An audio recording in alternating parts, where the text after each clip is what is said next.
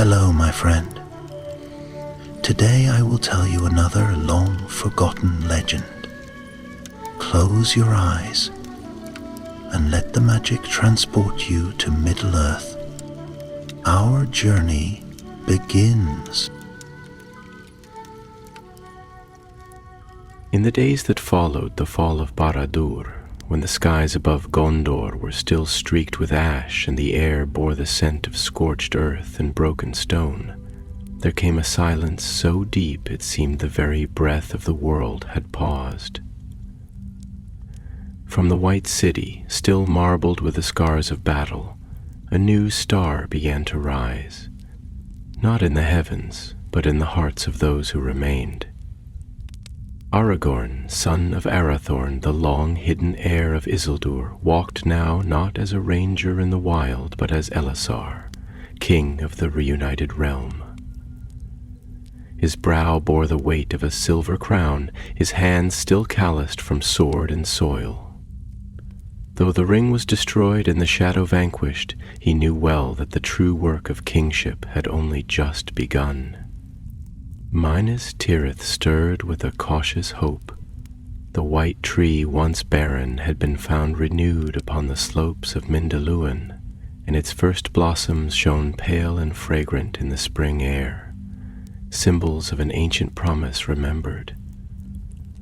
From the citadel's high balconies, where once the steward had withered beneath the shadow of despair, the king now looked upon his people with a gaze full of sorrow and grace. For Aragorn had seen too much to forget the cost of peace. On the night of his coronation, when the stars gathered like a silent choir above the city's spires, the wind whispered through the marble colonnades, and the torches flared with a golden fire. Elves from Rivendell and Lothlorien stood beside dwarves from Erebor and men of Gondor and Rohan. Never before had such unity been seen beneath the banner of the white tree. Yet even in that hour of triumph, Aragorn's heart was not entirely at ease. After the feasting, after the songs of old and the clinking of silver goblets, he withdrew to the tower's highest chamber, a place he had claimed not as a throne room but as a sanctuary of thought. There he stood, alone, beneath an open archway, the wind tangling softly in his dark hair, eyes cast northward beyond the Anduin, beyond the Ephel Duath, to lands that still lay under silence. "There is healing to be done," he murmured, his voice barely above the hush of the breeze. "The war is ended, but the wounds remain." A light touch stirred the air behind him. It was Arwen, clad in midnight boo, her presence a melody that soothed even the most restless thoughts. Her eyes, ageless and deep, carried both joy and sorrow, the joy of choosing a mortal life for love, and the sorrow of the fading world she had left behind. "You do not rest," she said gently, stepping beside him. "I cannot," he replied, his gaze still fixed on the horizon. "This crown is not a prize won in battle. It is a burden, and I must carry it with care." Arwen took his hand, her fingers lacing with his. "You are not alone, Elisar. The strength that brought you through the fire will guide you in peace. But you must let yourself believe that peace is not only a dream." Below them, the city breathed in soft slumber. Lanterns glowed in the windows of homes being rebuilt. Songs drifted faintly from taverns where laughter had returned. Yet in the king's heart, an unease remained, like the echo of a bell long silent. That night he dreamed of the northern wilds. In his vision, he walked among the broken ruins of Anominus, the ancient city of the kings of Arnor, its white stones drowned in ivy and mist. The wind carried a voice, faint, sorrowful, calling his name not in joy, but in warning. Aragorn. He turned, but saw no one. The mists parted, and before him rose a figure clad in the garb of a forgotten age, tall, cloaked in silver and shadow, bearing a staff of yew.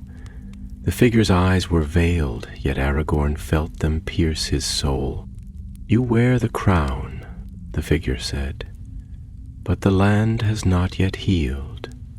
Old blood seeps from the earth. Forgotten oaths stir in their sleep. Do not mistake silence for peace." And then the dream unraveled like smoke upon wind, leaving Aragorn awake in the darkness, breath caught in his throat, the name of his fathers echoing in his heart. At dawn he summoned Gandalf. The wizard, now clad in robes of white and light, met him in the king's private garden, where the white tree stood silent beneath the early sun. The fragrance of its blossoms mingled with the scent of damp stone and waking earth. "You are troubled," Gandalf said without preamble. Aragorn nodded, his expression grave. "There are shadows still, Gandalf. The lands beyond the Anduin, the ruins of Arnor. I feel them call to me." "The world does not change in a moment," the wizard replied softly. "Victory is not the end of toil. It is the beginning. Peace must be nurtured like a fragile flame. And in the dark corners, remnants of Sauron's malice may still linger, looking for new hosts, new masters." "Then I must go," Aragorn said, "not as king in majesty, but as a ranger once more.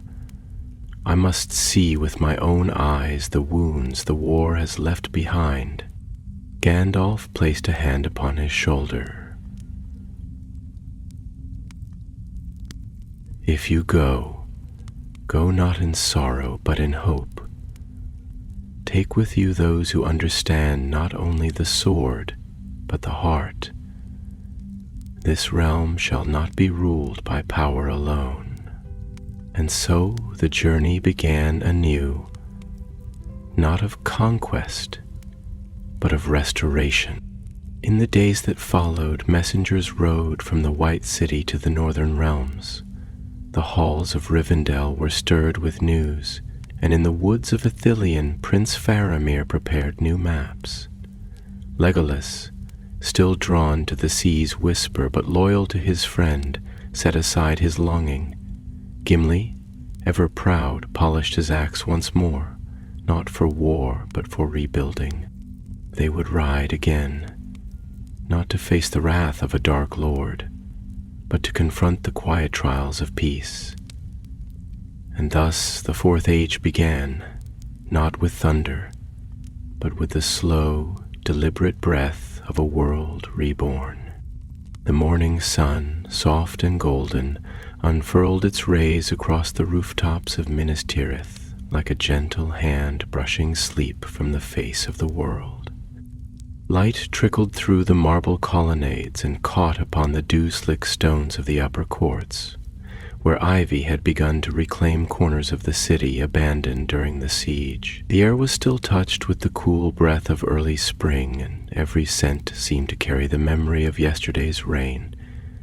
Wet earth, ash softened by time, and the faint perfume of mountain flowers that had begun to bloom in the higher meadows. The city breathed again, not with triumph, but with a quiet, tentative hope, as though it had not yet dared to believe that peace would remain. Aragorn stood beside the white tree, his fingertips brushing the bark with the reverence one might give to something half-dreamed, half-feared. The branches had begun to shimmer with pale green leaves, so fragile they quivered with each passing gust, like thoughts half-formed in a weary mind.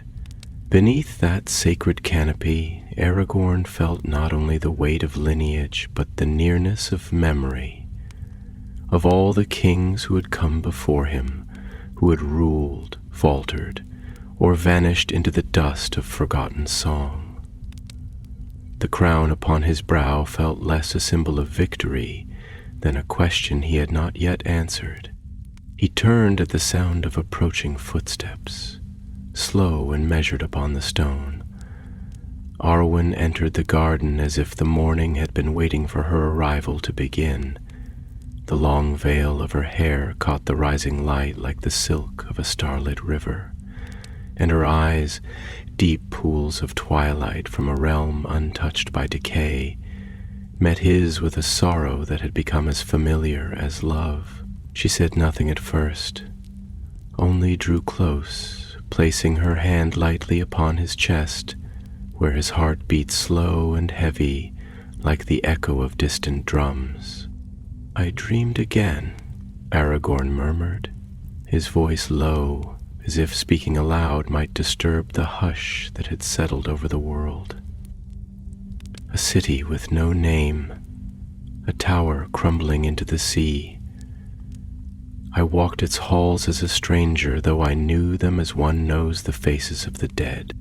Arwen tilted her head, the corners of her mouth barely lifting in that expression of patient melancholy she wore often now, a smile forged not of joy but of understanding. "The past walks beside you," she said, "as it must. You have taken the throne not only of Gondor but of memory itself. The stones of this land remember more than songs can tell." Aragorn closed his eyes for a moment, letting the warmth of her touch ground him in the present. "And yet," he whispered, "I fear I do not know what kind of king I must become. To rule in peace is unlike war. In war the path is lit by fire and sharpened steel. In peace the road disappears beneath the grass, and we must find our way by the trembling of leaves, the silence of stones." Arwen's hand moved from his chest to cradle his face, her voice softer than the wind that stirred the blossoms. "You are not the sum of your fears, Estel, nor are you bound to the shadows of your forebears. The days ahead will be shaped not by the might of your sword, but by the strength of your mercy, your ability to listen when no voice is raised, to see where no light shines. These are the virtues of a just king." He drew her close, and for a while they said no more, only listened to the city below, the distant clatter of hooves upon cobblestone, the echo of hammers as masons repaired walls, the occasional burst of laughter from the market square where children played between the stalls. It was a soundscape of a world healing, and it stirred something fragile in Aragorn's heart. Not certainty, but the first breath of it.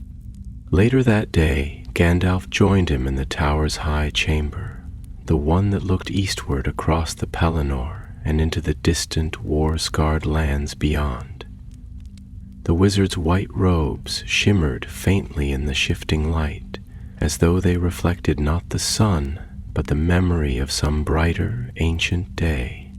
"You have summoned me, my friend," Gandalf said, seating himself upon a stone bench worn smooth by centuries of watching, "and your summons bears the weight of troubled dreams."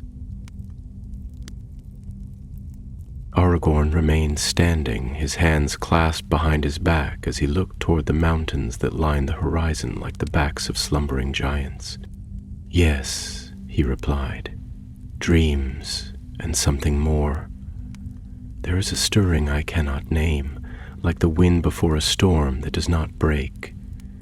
The lands beyond the Anduin, the forgotten vales of Arnor, I feel them in my blood as though they are speaking to me. Not in words, but in ache." Gandalf nodded slowly, his eyes narrowing with a wisdom so deep it seemed older than the towers of Minas Tirith. "It is not uncommon for those who have stood so near to the abyss to sense the trembling of the world's forgotten edges. Peace has returned, but it has not yet taken root. The soil of Middle-earth is rich with old griefs, and such wounds do not close swiftly. They seep into the land like slow poison. Aragorn turned to face him, his expression carved from thought and fire. "I wish to see them," he said, "not to conquer nor to command, but to understand. There are ruins older than my house scattered in the north, towers where the stars shine through broken ceilings, and names carved into stone that no tongue remembers. I must walk those places again, not as a king, but as a man, as Estel, who once wandered the wild and listened to the wind." Gandalf was quiet for a long moment, watching the flicker of torchlight against the window pane. "Such journeys are not without risk," he said at last. "The remnants of Sauron's malice did not vanish with his fall. Shadows have many forms, and they find new vessels easily. Old hatreds, broken oaths, and the hollow places in men's hearts. But if you must go, then you must not go alone." A silence settled again, and in it the city seemed to lean closer, as if Minas Tirith herself were listening. "I will call for Legolas," Aragorn said, "and Gimli, and for Aramir if he is willing. I do not ask warriors, I ask for friends who understand the weight of silence." "Then you are wiser than many kings before you," Gandalf said, rising with the grace of a man who has climbed mountains not of stone but of time itself. "And if you will go, I will see to it that the lands are made ready to receive you, not with trumpets and banners, but with the quiet hospitality of those who remember the darkness and are learning once again to trust the light." As the wizard departed, the shadows lengthened in the tower chamber, stretching across the floor like the lines of an ancient map. Paths not yet taken, memories not yet made. Aragorn remained where he was, the crown upon his brow and a new resolve forming in the forge of his heart. He did not yet know where the journey would lead him, but he felt its necessity as one feels the pull of tide or the inevitability of dawn. Peace, he knew, was not the end of a tale. It was the land in which new stories began, quietly, carefully, like seeds in soil once scorched by fire. And so the king prepared to walk again, not to rule, but to remember, not to build empires, but to bind the broken threads of a world newly born. The days that followed were steeped in a kind of sacred stillness, as if time itself had slowed its passage in reverence for the momentous decisions being quietly shaped beneath the high towers of Minas Tirith. The White City, ever watchful and eternal upon its mountain throne, remained draped in the cloak of early spring, a season not yet in full bloom, but carrying within it the promise of green awakening. Pale blossoms had begun to peek from the cracks in stone courtyards, delicate offerings from nature to the world of men, and the scent of lavender and juniper drifted on the morning breeze that whispered down from the snowy peaks of Mindalluin. In this atmosphere, half suspended between past and future, Aragorn moved like a man between dreams, his footsteps slow, deliberate, as though he were afraid that the simple act of walking might shatter the fragile silence peace had only just begun to weave. He stood often at the balcony that overlooked the Pelennor fields, the lands now golden with rebirth, where once the clash of swords had rung like thunder and the cries of the dying had drowned the wind.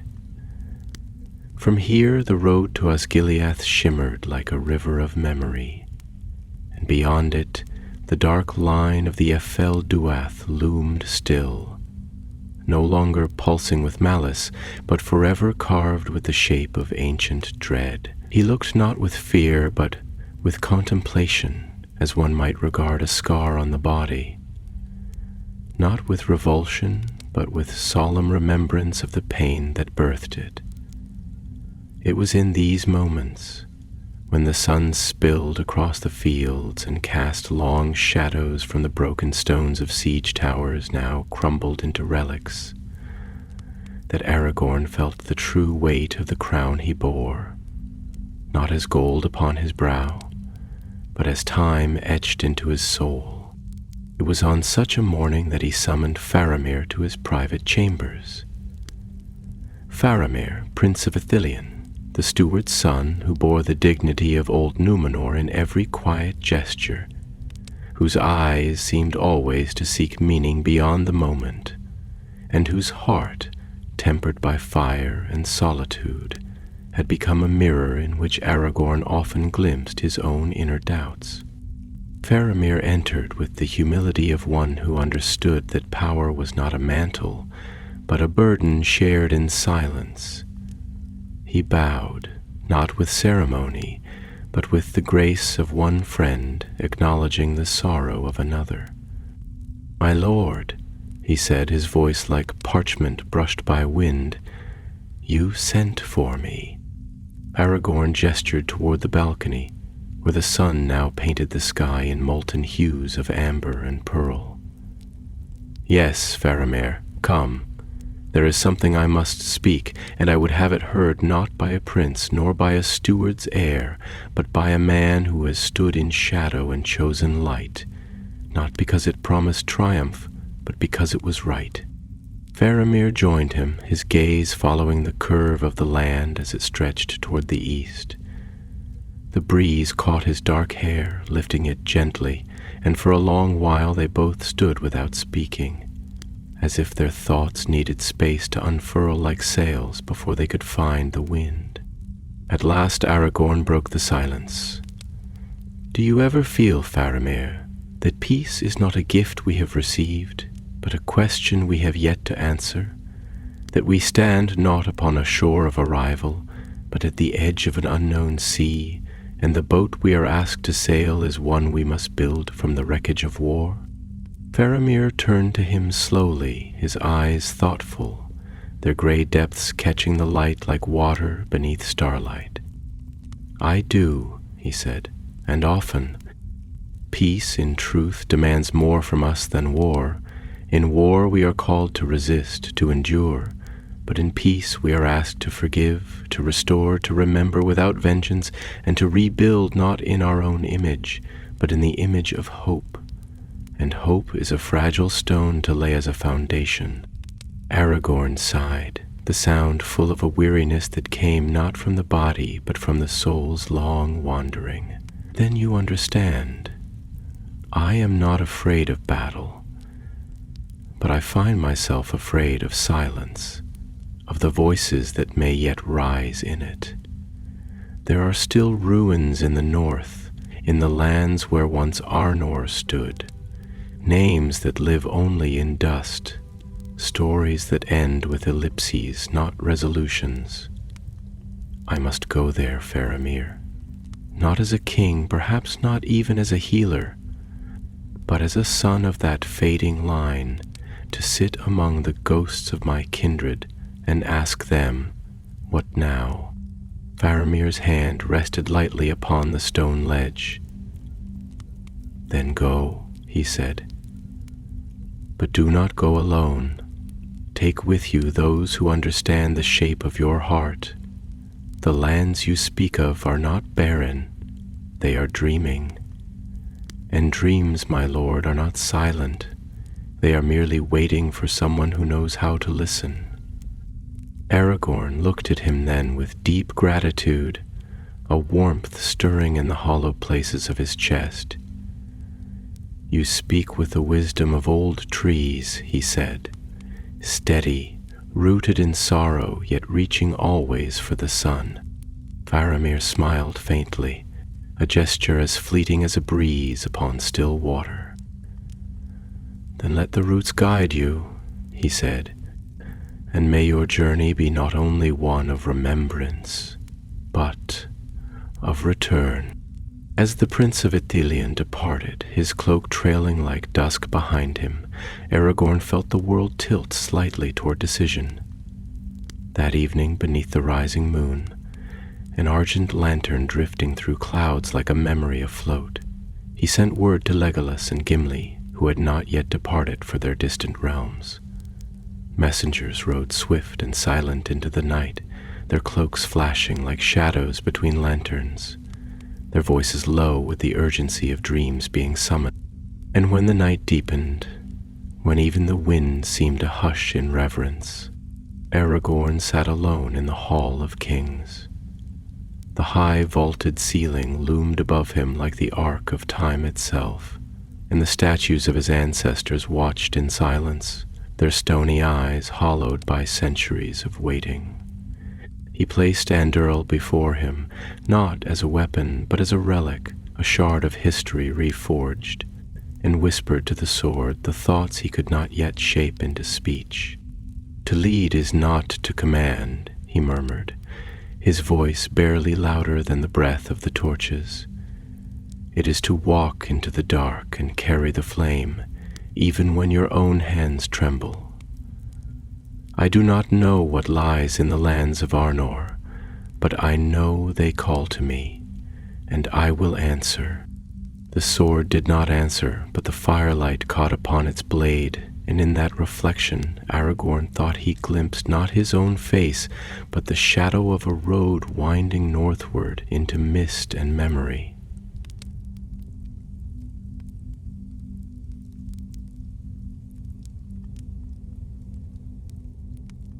And somewhere, far beyond the walls of the White City, the wind shifted direction, as if stirred by an unseen thought, and carried with it the scent of pine and rain, and the faintest echo of a song once sung in the halls of forgotten kings. The morning Aragorn set forth was veiled in a mist that clung to the stones of Minas Tirith like the fading breath of dreams, not yet dispelled by the waking world. The city stirred gently in the pale hush, its towers and rooftops softened by the gauze of dew and low cloud, as though the very walls of stone, steeped in centuries of battle and silence, had conspired to offer him one final moment of stillness before the turning of the path. The white tree stood solemn in the king's court, its tender green leaves trembling with an unseen breeze, whispering secrets only the attentive might hear, as if the soul of the land itself had risen into its branches to watch him go. The roads were quiet, not with fear, but with reverence. Messengers had spread word through the city that the king was riding north, not in grandeur, not in glory, but with a silence heavy with meaning.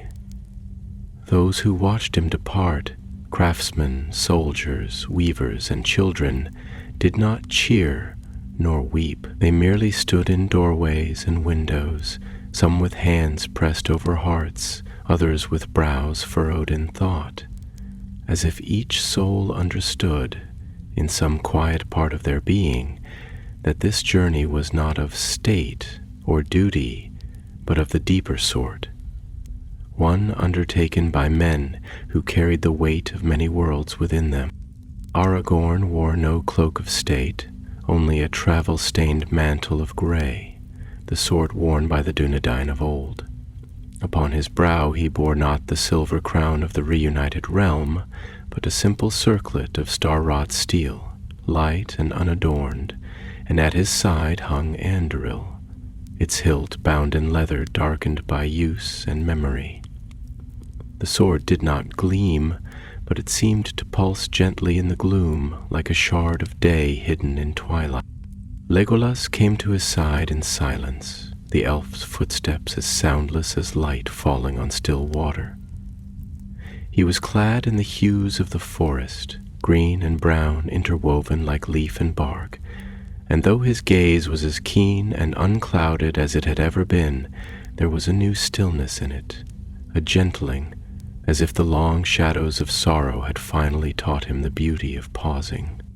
"It is strange," Legolas said as they rode beyond the last gate, his voice a soft thread in the mist, "how the world continues to breathe even after it has bled. I expected the lands to be broken, hollowed by grief, but instead they seem to exhale slowly, uncertainly, as though waking from a long illness and learning again how to dream." Aragorn turned his head slightly, nodding. "Grief does not always burn as fire," he said. "Sometimes it settles like moss, creeping into every crevice of the soul, softening, muffling, making everything quieter, but no less haunted. This land is not free of sorrow. It simply wears it differently now." Behind them, the stone walls of Minas Tirith faded into the rising fog, and Gimli rode forward, his beard tucked into his cloak to guard against the chill. His brow was furrowed, not in displeasure, but in the kind of contemplation that only dwarves seem to carry easily, a rumination born of stone-deep thought and generations of memory passed from beard to beard.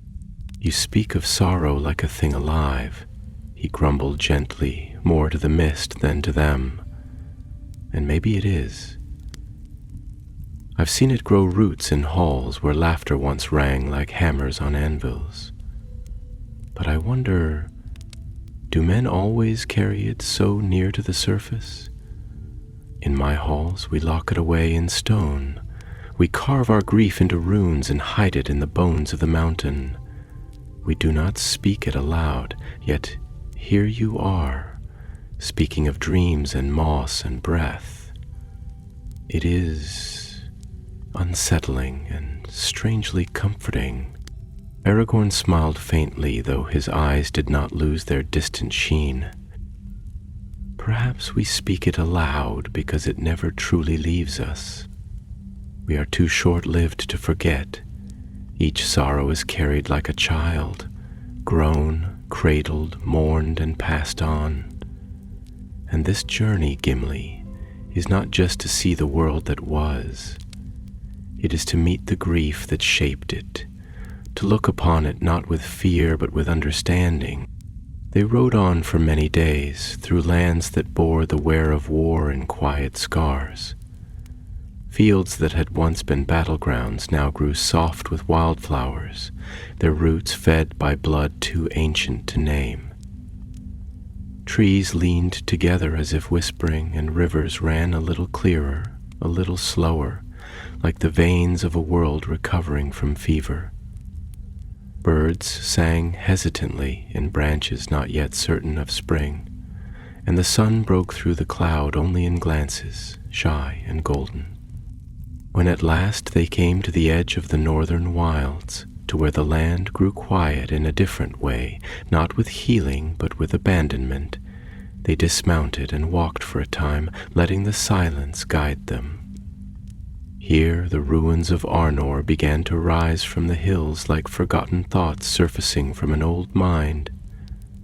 Broken towers wreathed in ivy, walls slumped into mossy earth, roads choked by root and time. It was at one such ruin, an archway half collapsed, beneath which a stream trickled like an old voice humming a lullaby, that Aragorn stopped and knelt. He placed his hand upon a stone engraved with worn letters, their meaning lost to all but the most ancient tongues. This was a hall of council once, he said, his voice filled with a gentleness that surprised even him. Here the kings of old spoke not of battle, but of wisdom, of justice, of what it meant to be both ruler and servant.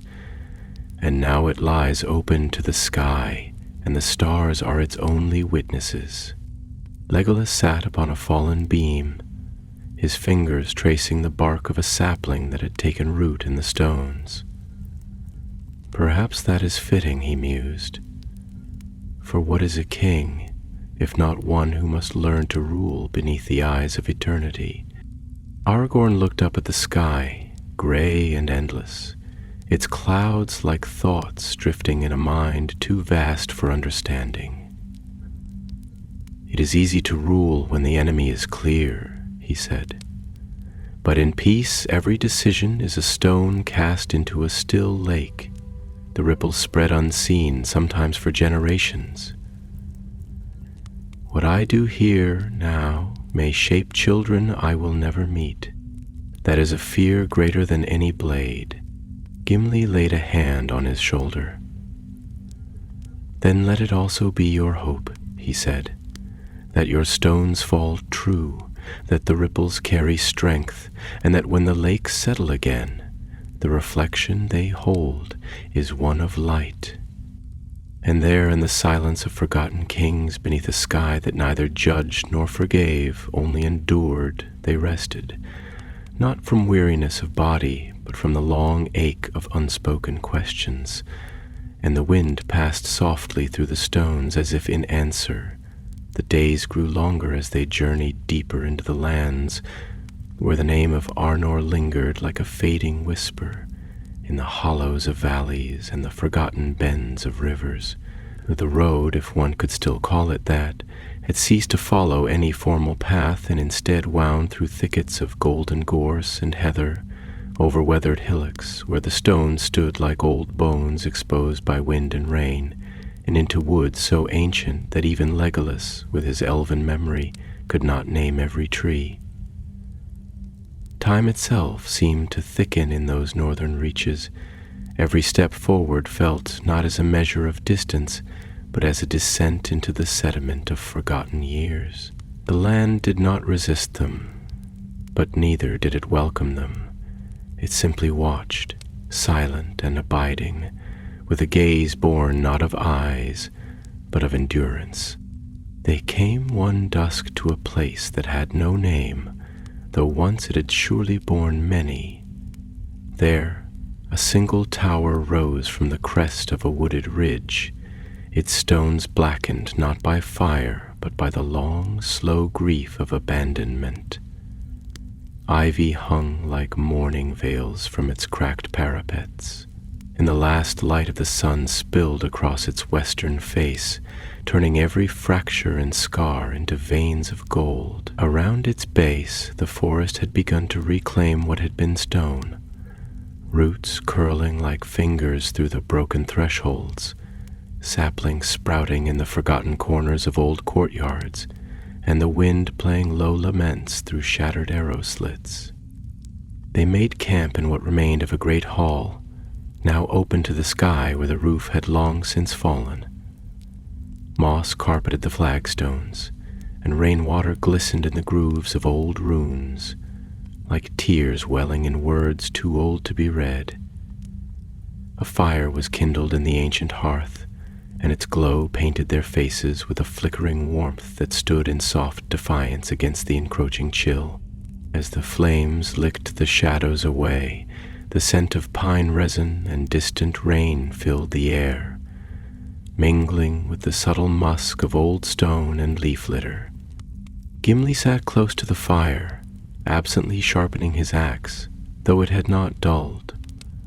The rhythmic rasp of stone on steel was less a necessity and more a meditation, a habit that grounded him in a world where so much had shifted. His eyes, ever watchful, roamed the corners of the ruin, noting the decay not as a mason might judge imperfection, but as a keeper of history might behold the erosion of meaning. Finally he spoke, not abruptly, but with the deliberate care of someone shaping each word like a piece of stone to fit its rightful place. "There is a melancholy in these stones," he said, his voice low and rough, yet softened by reflection, not of defeat, but of waiting, as though the place itself has been holding its breath for 1,000 years, hoping that someone, anyone, might remember its name. Legolas, seated on a beam overgrown with moss, his long fingers folded around his knees, tilted his head toward the dwarf. the firelight catching in his eyes like starlight caught in the stillness of a midnight pool. "Elves know well the burden of long memory," he said. "We do not forget, but sometimes even remembrance becomes a weight.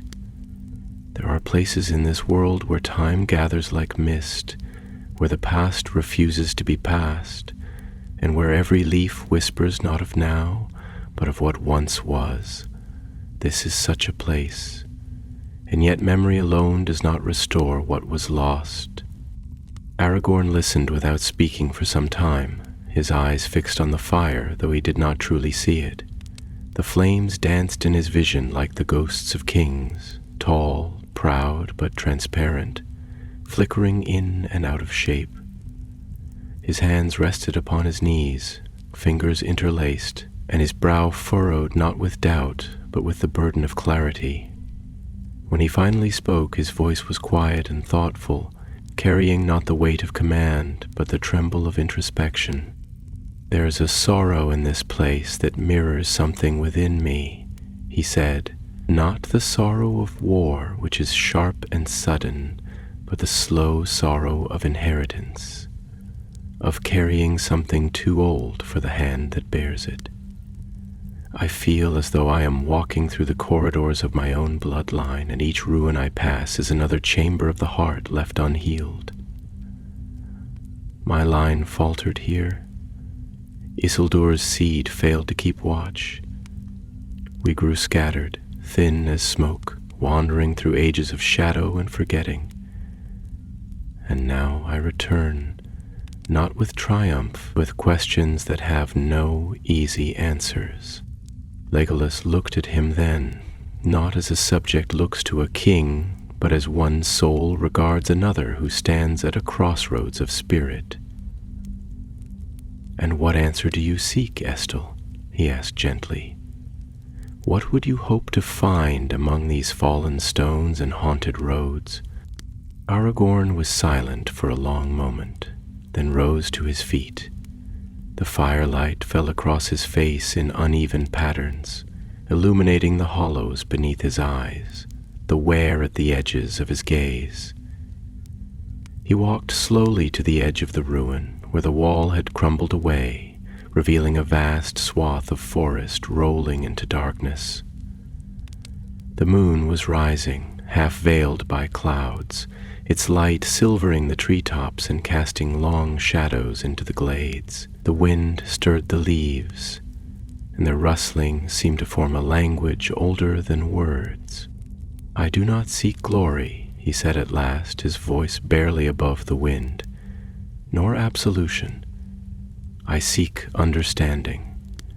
I wish to know how to rule without losing what made me worthy of the crown. I wish to lead without becoming distant from those I serve. I fear, Legolas, that in rebuilding kingdoms we risk becoming symbols instead of men.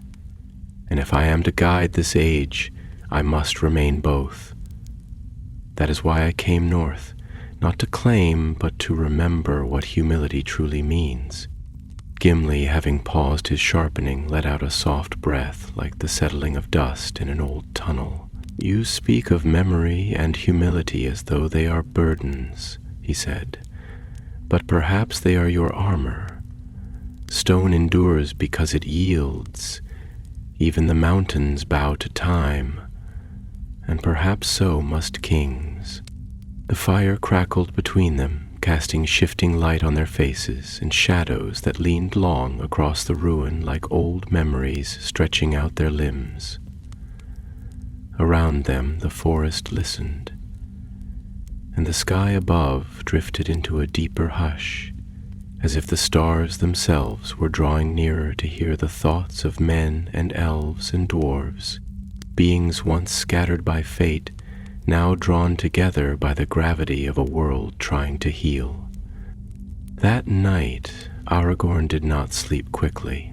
He lay upon his cloak, his head resting on his pack, staring up through the open rafters to where the sky unfurled like a tapestry woven in silence and light. The constellations, familiar yet distant, blinked slowly above him, and he found himself wondering if Isildur, long ago, had gazed at these same stars, asking the same questions, feeling the same ache. And as the wind whispered through the tall grass and the moon crept higher into her throne of silver, Aragorn closed his eyes and let himself drift, not into forgetfulness, but into memory that no longer hurt, only waited, like a voice in the dark saying, "You are not alone." The dawn that followed was not bright, but pale and diffused, as though the sun rising behind thick curtains of drifting cloud was reluctant to cast light upon a world so heavy with memory. A thin mist clung to the underbrush and the worn stones, softening the edges of the ruin where they had rested, blurring the hard outlines of old battlements into ghostly shapes, like the fragments of a forgotten dream. Birdsong came slow and hesitant, not in the jubilant chorus of spring's full arrival, but in isolated, thoughtful calls, long, solitary notes echoing through the moss-laced arches and the cracked lintels of doorways that led nowhere. The air itself was cool, imbued with the scent of wet lichen, black soil, and the faded perfume of ferns that clung stubbornly to life among the decay. Aragorn rose early, his steps quiet upon the dew-slick stone, and stood beneath what remained of the tower's shadow, watching the mists drift through the hollows like pale spirits. His cloak was gathered at his shoulders, and the wind tugged gently at its hem, as if the air itself sought to lead him onward. Yet he did not move. He simply stood, listening. There was a sound here, beneath the song of the wind and the murmur of unseen streams, a deep, abiding hush, not of lifelessness, but of deep listening. It was a silence that had grown wise through solitude, a silence that expected nothing, yet offered something nonetheless. Gimli joined him a moment later, his boots thudding softly on the damp stone, his breath curling into the morning chill. He stood beside the king without speaking for some time, letting the silence settle between them like the comfortable weight of old armor. Then his voice emerged, rough but not without warmth. "You know," he began, his tone thoughtful, almost musing, "I used to think ruins were just remnants, debris, stones and timber that had failed to hold against time. But the more we walk through these places, the more I start to feel that they remember, not with minds not like us, but in some deeper way, the way a mountain remembers its shaping, or the way a tree remembers which way to lean into the sun." Aragorn turned toward him, his gaze not heavy but sharpened by thought. "Yes," he said, his voice low and steady, "ruins do not forget, they endure, even when those who raised them are long turned to dust. They hold the shape of the people who built them, the measure of their dreams and their failings, and walking through them, it is like walking through the hollow ribcage of time. You hear your own footsteps echo off ancient bones." Gimli nodded, his expression solemn. "It humbles you, doesn't it? Reminds you that even kings, even dwarves or elves with all their long lives, are no more than moments in the slow breath of the world. And yet," he added, his brow furrowing, "there's something comforting in that, too. That we can leave something behind that lasts beyond us, even if it's just stone." Legolas, stepping out from beneath the boughs of a nearby oak, added his voice to theirs, his tone quiet and clear as a bell toll heard through mist. "And yet it is not the stone alone that endures," he said. "It is the intention, the memory behind it. Trees fall, rivers shift, mountains crumble in the deep courses of time, but the spirit that shaped them the will that built, those linger, woven into the fabric of the land. These ruins, they are not dead things, they are echoes. And echoes are never truly gone, only waiting for ears that remember how to listen. There was a long pause as the three stood together and watched the morning unfold not in brilliance, but in a slow unveiling. Light seeping through the mist like ink into water, revealing more of the forest beyond. Tangled groves where the trunks twisted like the limbs of dancers long stilled. Glades dappled with the soft glow of bluebells, and moss-covered stones that looked almost like faces. Then Aragorn spoke again, slowly, the weight of his words balanced carefully, as if they had been waiting their turn to be uttered. "When I was young," he said, "and wandered these lands under the name of Strider, I often thought of the north as empty, a realm abandoned, fallen into shadow, where the wind was the only king. But now I see it was never empty. It was grieving. Quietly, patiently, it was holding its breath, waiting. Not for me, not for anyone in particular, but for the return of meaning." He turned and gestured to the ruins around them. The moss-covered stones, the half-swallowed steps that led nowhere, the remnants of a wall now embraced by ivy and time. These places do not ask to be restored. They do not demand that their names be spoken again. They simply exist, as memory does, as sorrow does, as love does, even when unspoken. And it is not my place to claim them, only to witness them, and perhaps to let them know they are not forgotten. Legolas laid a hand on his friend's shoulder, his gaze soft and eternal.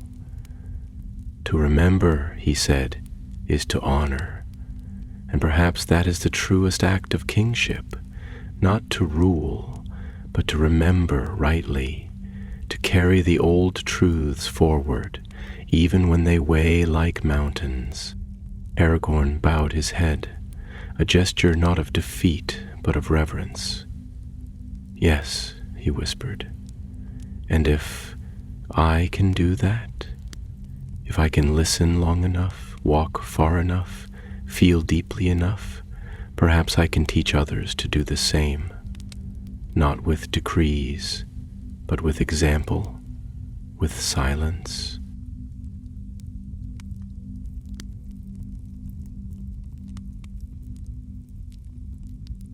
The wind rose gently around them, stirring the leaves into soft applause, and a crow passed overhead, its wings cutting the sky with a cry that echoed through the valley like a proclamation.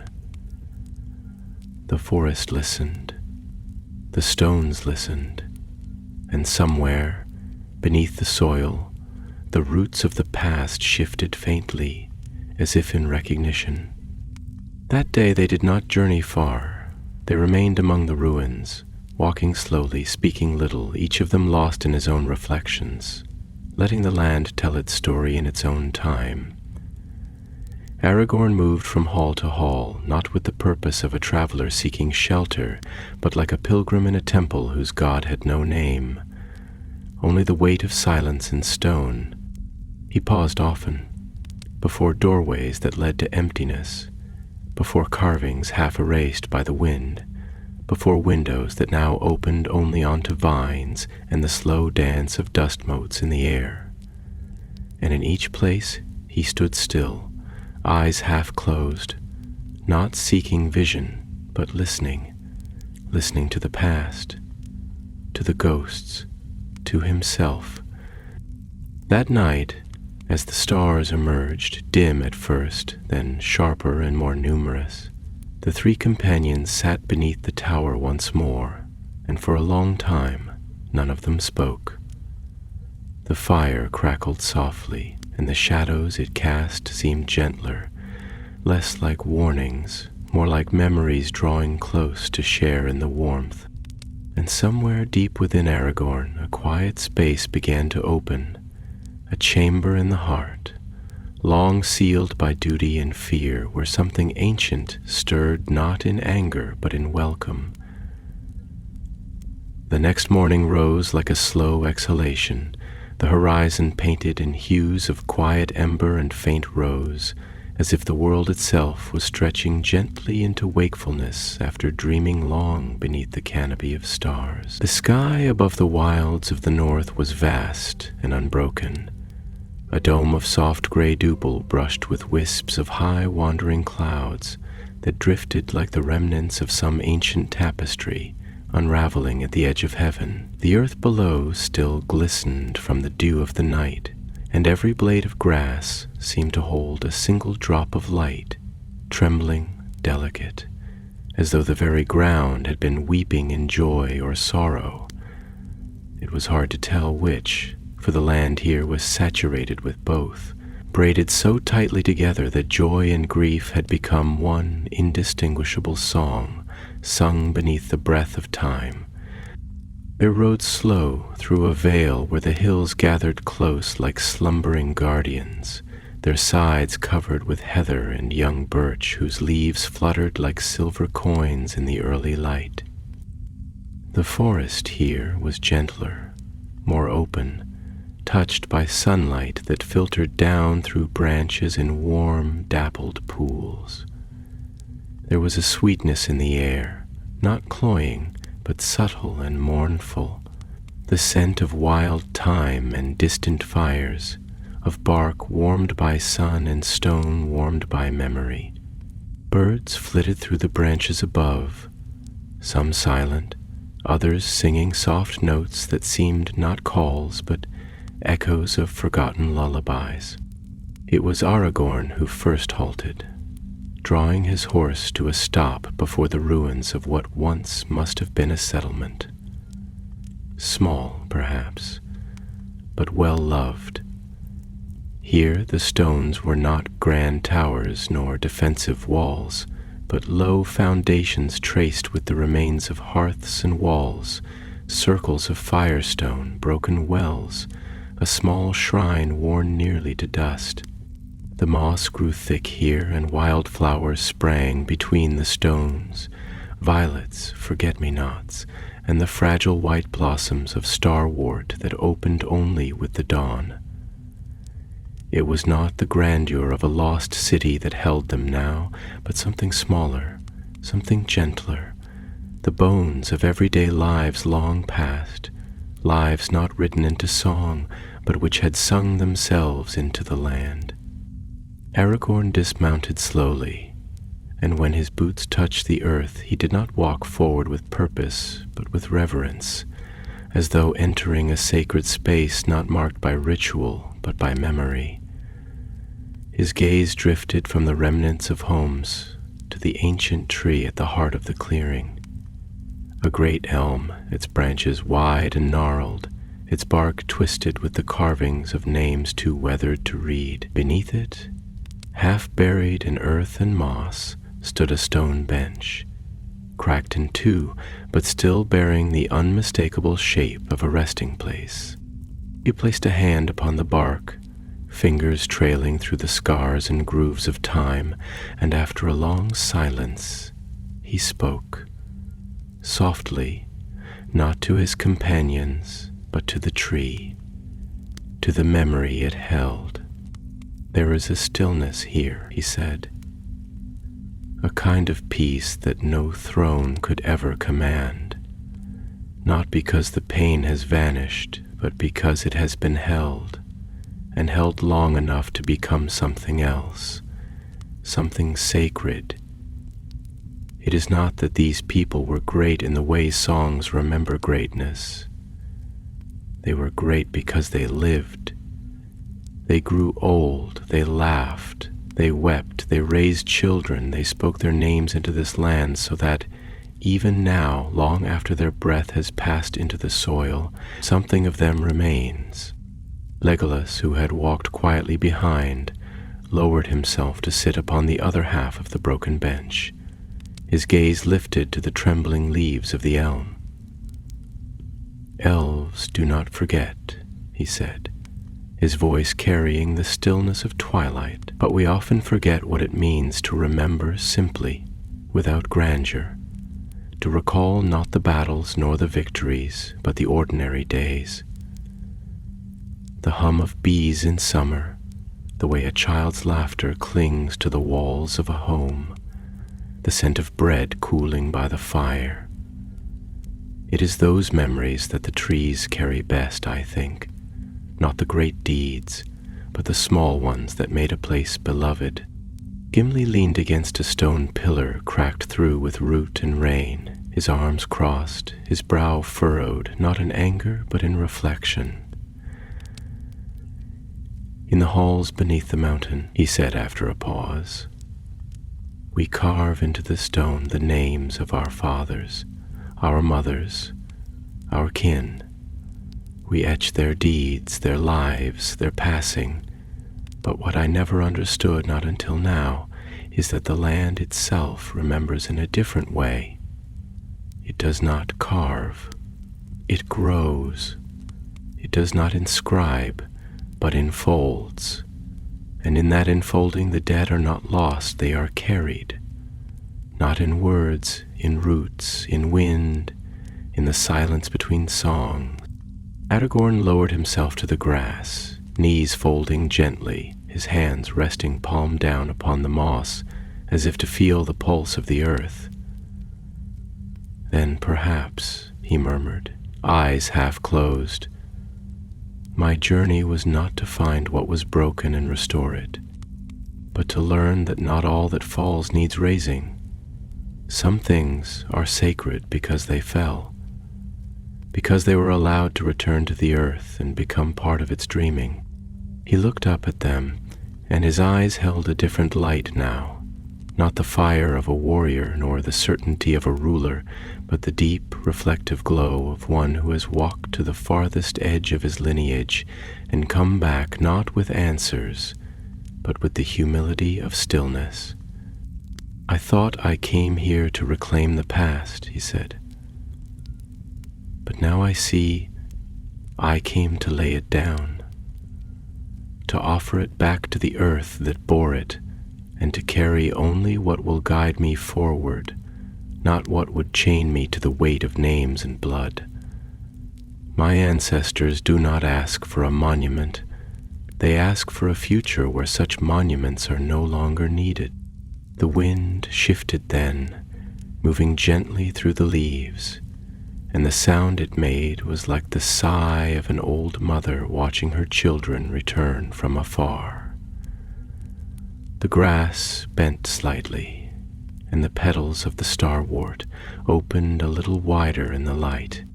That night they did not build a fire, they let the moonlight warm them instead, and they lay beneath the ancient elm, watching the stars turn slowly overhead like the wheels of memory in the heavens. No one spoke for a long time, and when they did, it was only in whispers, as though unwilling to break the sacred hush that had descended upon them. And in that stillness, something shifted in Aragorn's heart. Not an ending, but a beginning. A threshold crossed not by choice alone, but by readiness.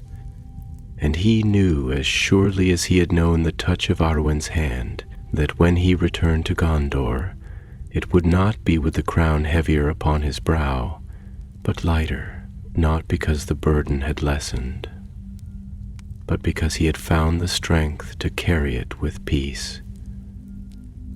They did not leave the nameless glade quickly, nor with haste pressed upon their spirits. Instead, they lingered in its embrace, as one lingers in the arms of an old friend, silent, unhurried, content to feel rather than speak, to be rather than act. The days moved gently around them, the passage of time no longer marked by duty or schedule, but by the slow turning of light upon leaves, by the shift in the tone of the bird song, by the cooling breath of twilight when the mists returned like silver veils drawn across the bones of the world. The land itself seemed unwilling to let them go, and they, each in their own silent understanding, yielded to that reluctance. There are places in the world where the heart of things grows tender, where silence speaks and stones remember. And this, they knew now, was one such place.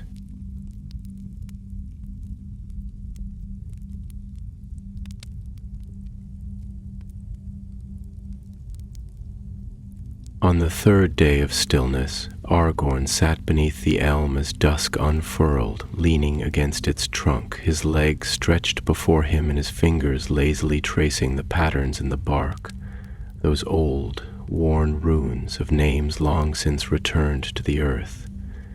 His eyes were open but unfocused, cast toward the horizon where the sky melted into molten gold and ash-green cloud, and his face bore that quiet expression only those who have wept deeply and now understand silence as a friend can weep. Legolas sat nearby, cross-legged upon a low stone worn smooth by the weight of forgotten years. His gaze drifted upward through the canopy, watching how the last of the light caught in the trembling leaves, how the shadows moved through the branches like old thoughts stirring after long sleep. He spoke not immediately, but when he did, his voice was slow and thoughtful, the kind of speech that carries the rhythm of old music, not for performance, but for communion. "Do you think," he asked, his tone barely louder than the rustle of the trees, "that memory itself is a kind of forest? That each life leaves behind not only deeds and words but roots? Roots that stretch beyond our knowing, through earth and time touching other roots, interweaving? That perhaps there is a secret wood beneath the soil of the world, unseen but ever growing, where all who have loved and lost and hoped are connected, where every grief becomes nourishment for future joy, and every joy deepens the soil for understanding?" Aragorn turned his head slowly, regarding his friend with that quiet, steady gaze that had once quelled fear on battlefields, but now seemed turned inward, as if listening more to his own soul than to the words alone. "Yes," he said at last, "I have come to believe something like that nothing truly ends, that the people we lose, the choices we make, the pains we carry, they do not vanish into void, but settle into the roots of things.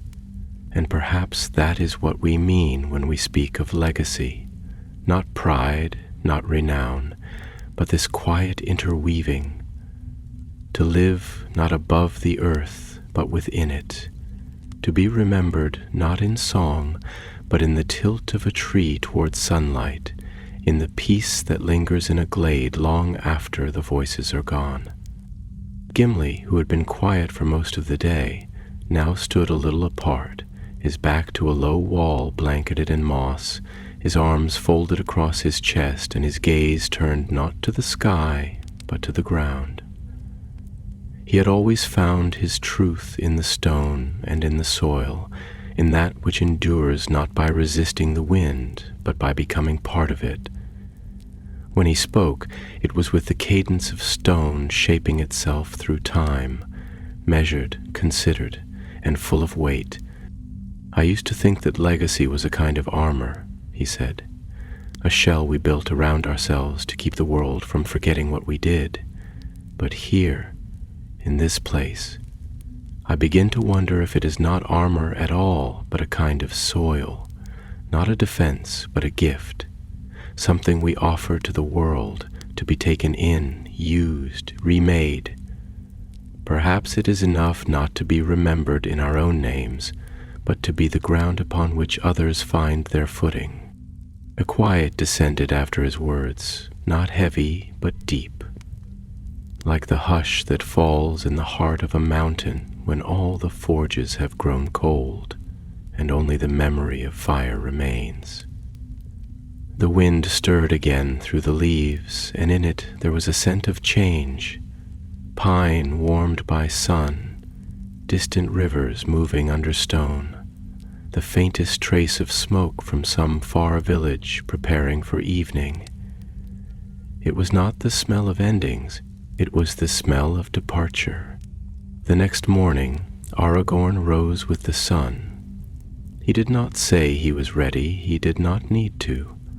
The shift in his step, the way he gathered his cloak, the gentleness with which he laid a hand upon the old elm's trunk and whispered something inaudible, all spoke of a man who had found what he came seeking, though it bore no form he could name.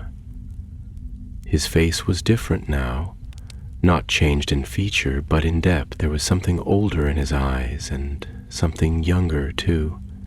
The light of understanding kindled from sorrow, and the quiet strength of one who no longer feared his own uncertainty.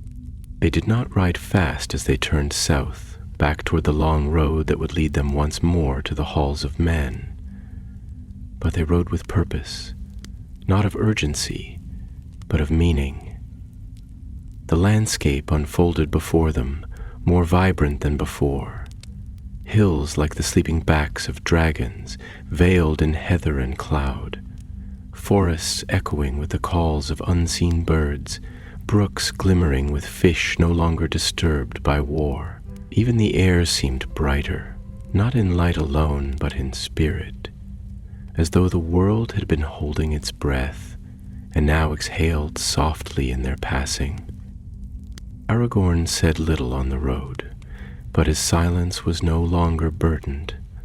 It was the silence of a man in dialogue with the world itself, listening to each gust of wind, each distant echo of thunder, each broken stone half swallowed by ivy, and hearing in them not noise, but conversation. When he did speak, it was to observe the small things, the way the sun broke through a tree in 5 beams instead of 4, the pattern of deer tracks near a stream, the soft sigh of grass as they passed through it. It was as though he had learned the language of stillness, and now everything around him spoke. One night, as they camped beside a river whose name none of them knew, Aragorn sat gazing into the fire and said, more to himself than to the others, "I thought a king had to be a shepherd, always guiding, always guarding, but perhaps a king must also learn to be a tree, rooted, listening, letting others find shelter in his branches, not by commanding, but by being still enough to grow." Legolas stirred the fire with a branch, his eyes reflecting the flames like twin moons. "And when the wind comes, will you bend?" he asked gently. Aragorn smiled, a slow, soft thing. "I will try," he said. "And if I break, may I fall in such a way that I nourish what grows after?" They said nothing more that night. They needed nothing more. And above them, the stars turned silently, as they always had and always would, witnesses not to greatness, but to becoming. The journey homeward unfolded like the last pages of a well-worn book, not rushed nor overly ceremonious, but paced with the weight of understanding. Each mile a footnote, each sunrise a quiet punctuation to what had come before. The road was no longer simply a path to be trodden. It had become a narrative written in the rhythm of hoofbeats and the sighing of trees, in the whisper of wind across empty fields where once banners had flown and blood had soaked the soil. The land itself seemed to sense the change in those who moved across its skin.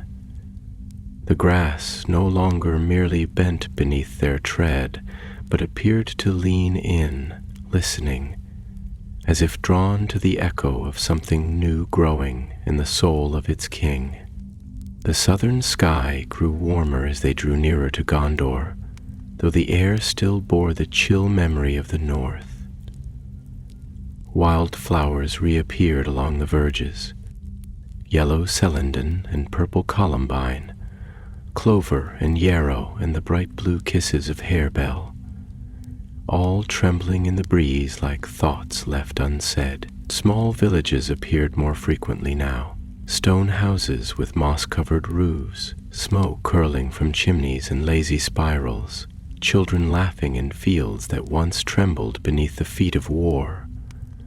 At each place the people gathered quietly, drawn not by heralds or fanfare, but by something older, something instinctive, a stirring in the heart that told them the wind had changed.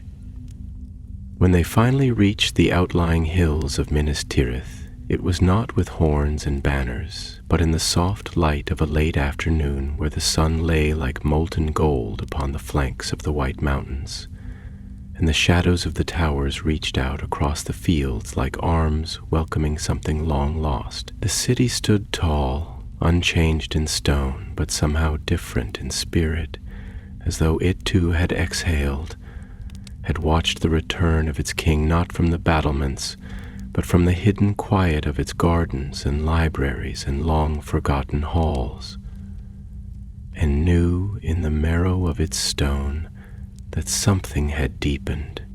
Aragorn paused before entering.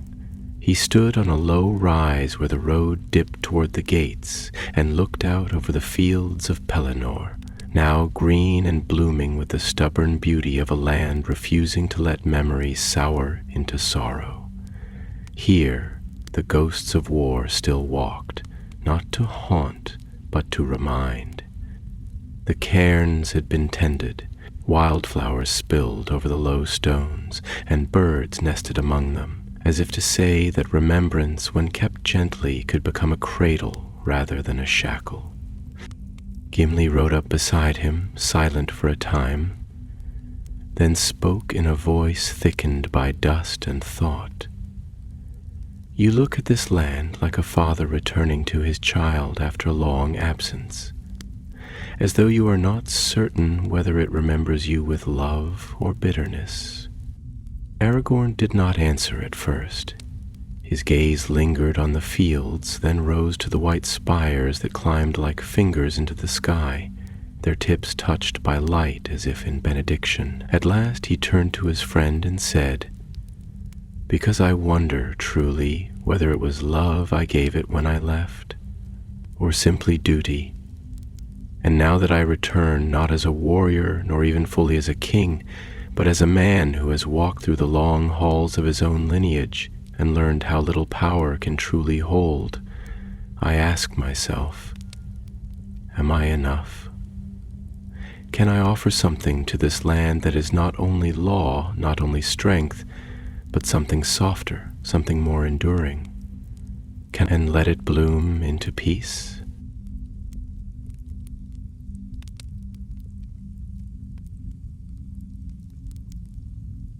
Gimli grunted, his eyes never leaving the horizon. "You speak as though the land demands poetry, but maybe what it needs is simply what you've become. A king who has learned to listen, a king who knows that power untempered by silence is a fire that devours. You've been tempered now, Aragorn, like mithril folded in darkness, and that, my friend, is rare." Legolas approached then, his horse barely making a sound on the road. He had been quiet most of the morning, as though he had slipped into the long breath of the trees that lined the fields. He dismounted and walked forward a few steps, his hand extended toward a white blossom growing by the roadside. He touched it lightly, then spoke, his voice like wind moving through the high branches of a wood that remembers the songs of stars. "We often think of kingship as a summit," he said, "a high point reached through trial, from which one commands the world below. But perhaps it is not so. Perhaps it is not the peak, but the deepest root, the place where all things converge, where water gathers, where silence pools. You are not the highest point in the kingdom, Aragorn. You are its root, its anchor, its voice in the dark. Aragorn closed his eyes for a moment. In that silence, the breeze shifted, cool and clean, bearing the scent of stone warmed by sun and distant lilac, and something older still, something that smelled of hearths long cold, of letters never sent, of promises made beneath starlight and never forgotten. He opened his eyes again and found, for the first time in many months, that he was not afraid.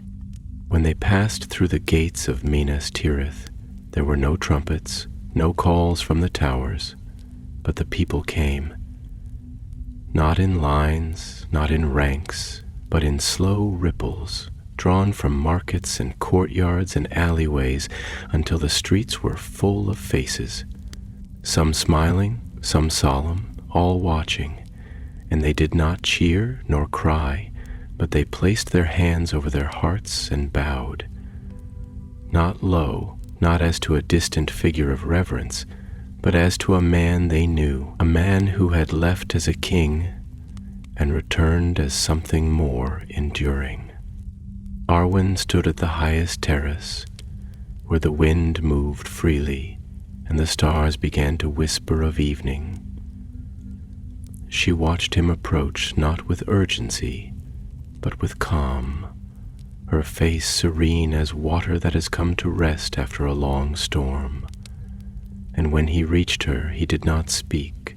He simply took her hand, and she took his, and they stood together beneath the sky that had watched them both, when she was immortal and far, and he was young and full of shadows. Now they were simply here, together, and the silence around them was not emptiness. It was presence. Later, in the high halls, Aragorn would kneel not before a throne, but before the map of his kingdom, sketched in old ink frayed at the edges, full of places he now saw not as dominions, but as homes. He would place a single stone upon the north, not as a mark of conquest, but as a sign of return, and he would light a candle there, one of many, that would burn quietly without fanfare, simply bearing witness to all that had been learned. And so the reign of Aragorn truly began, not with the clash of armies or the blaze of banners, but with stillness, with understanding, with the gentle weight of roots stretching deep into the earth, and the promise that, come war or winter, there would be a king who knew how to wait and how to listen. Years passed as quietly as the falling of leaves in a forgotten glade, and though time moved forward with the steady rhythm that no king, no matter how noble or wise, could command to halt, it moved differently within the walls of the White City, not slower, but more softly, as though each passing season were cradled rather than endured.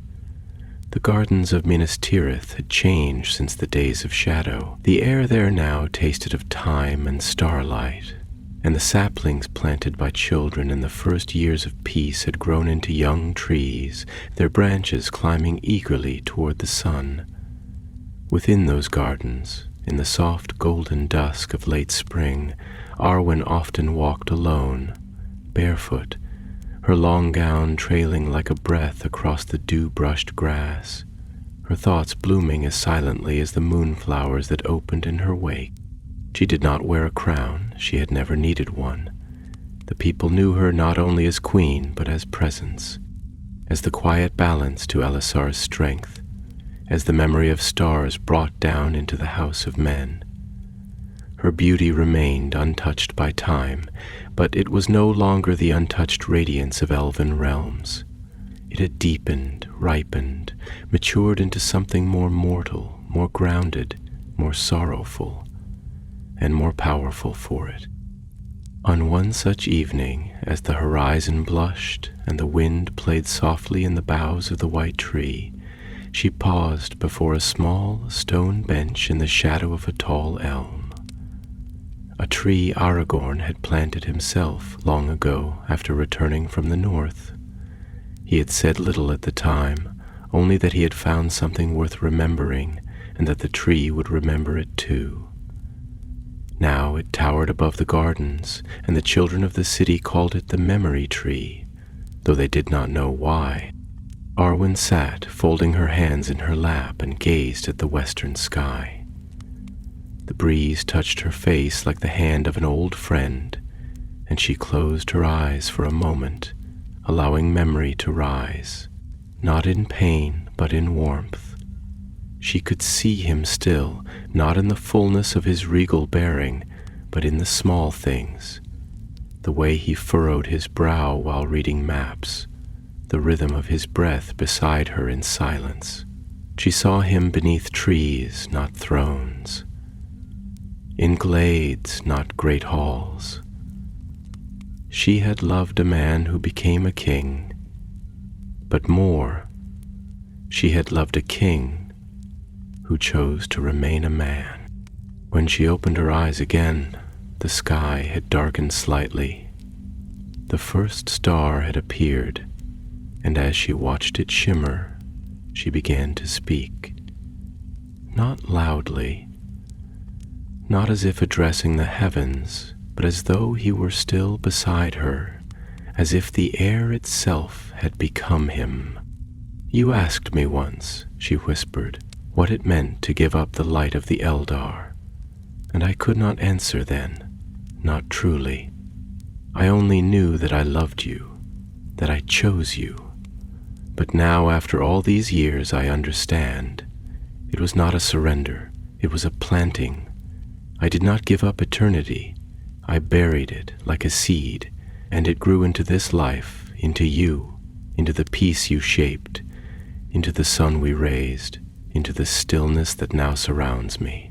A pause and a breath, and then, "I will not leave these shores, I will not sail, for I am already across the sea, not the sundering sea, but the sea between memory and presence, between then and now. I live where you live, and when I walk through these gardens, I am not alone.